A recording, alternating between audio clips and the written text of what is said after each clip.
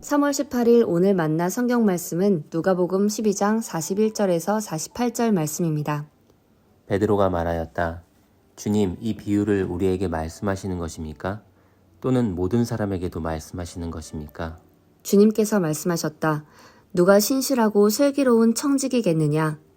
주인이 그에게 자기 종들을 맡기고 제때 양식을 내주라고 시키면 그는 어떻게 해야 하겠느냐? 주인이 돌아와서 볼 때에 그 종이 그렇게 하고 있으면 그 종은 복이 있다. 내가 진정으로 너희에게 말한다. 주인은 자기의 모든 재산을 그에게 맡길 것이다. 그러나 그 종이 마음속으로 주인이 더디 오리라고 생각하여 남녀 종들을 때리며 먹고 마시고 취하여 있으면 그가 예상하지 않은 날 그가 알지 못하는 시각에 그 주인이 와서 그 종을 몹시 때리고 신실하지 않은 자들이 받을 벌을 내릴 것이다. 주인의 뜻을 알고도 준비하지도 않고 그 뜻대로 행하지도 않은 종은 많이 맞을 것이다. 그러나 알지 못하고 매맞을 일을 한 종은 적게 맞을 것이다. 많이 받은 사람에게는 많은 것을 요구하고 많이 맡긴 사람에게는 많은 것을 요구한다. 아멘. 오늘 만나주시는 하나님을 기대합니다. 우리는 역사의 종말에 주님께서 공의의 심판주로 임하신다는 것을 믿습니다. 주님께서 이 세상을 떠나기 전 반드시 다시 오겠다 약속하셨기 때문입니다. 제자들은 예수님의 재림을 고대하며 박해나 일상의 고난을 견딜 수 있었습니다. 하지만 주님의 재림을 보지 못한 채 죽어갔습니다. 지금은 주님께서 재림을 약속하신 지도 2000년이 넘어버렸습니다. 재림을 믿고 있는 우리 그리스도인들을 세상은 터무니없다고 조롱합니다. 재림을 기다린다는 것은 희망 고문에 불과하다고도 합니다. 그렇다면 어떤 자세로 종말을 맞이해야 하겠습니까? 예수님께서는 마치 주인이 혼인잔치가 벌어지는 신부집에서 언제든지 돌아와 문을 두드리면 즉시 열어주기 위해 깨어 기다리는 종과 같이 되라고 하셨습니다. 뿐만 아니라 도둑이 언제 들이닥칠지 모르니 늘 대비해서 그 침투를 무력하게 만드는 집주인처럼 되라고 하셨습니다. 두 비유를 통해 종말을 깨어 준비하는 자세를 가르쳐 주신 겁니다. 만일 우리가 종말이 늦어질 것을 예상하거나 종말이 아예 없다고 생각하여 안일한 삶을 산다면 호되게 책망받을 것입니다. 사실 더디 오는 것을 기다리는 것은 쉽지 않습니다. 그러나 끝까지 인내하며 충성을 다할 것을 예수님께서 당부하신 겁니다. 곧이어 베드로가 예수님께서 사용하신 비유의 대상이 누구냐고 여쭈었습니다. 특별히 자신들과 같은 제자들을 향한 것인지 아니면 일반 사람들 모두를 향한 것인지 말입니다. 예수님께서는 청지기를 등장시켜 답변하십니다. 청지기는 노예나 종이 아닙니다.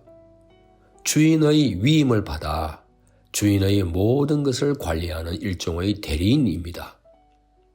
그러니 예수님께서는 비유의 대상이 베드로를 비롯한 당신의 제자들이라고 답변하신 것으로 읽힙니다.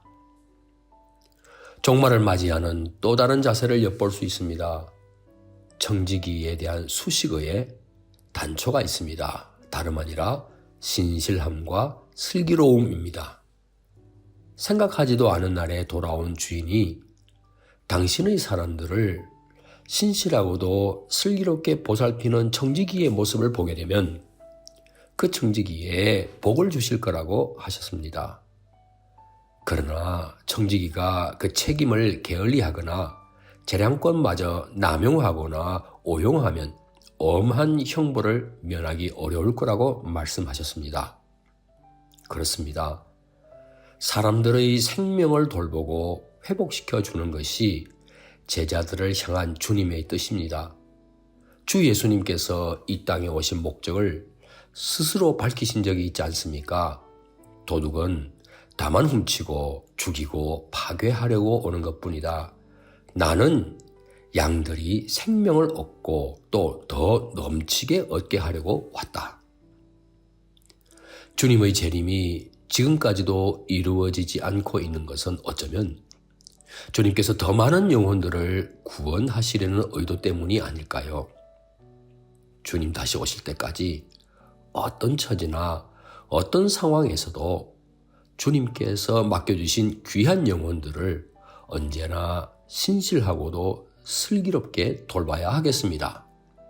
사랑하는 성도 여러분, 주님의 약속은 주님의 때에 이루어집니다. 우리가 생각하는 때보다 더디다고 해서 낙심할 것이 아닙니다. 신실하고 슬기로운 청지기로 짊어져야 할 책임을 담당할 일이겠습니다.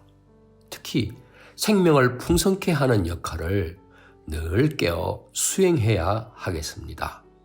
그리하여 주님을 만나게 되는 그날 칭찬과 영광을 받는 충성된 청지기로 살아가시길 축원합니다. 기도하시겠습니다.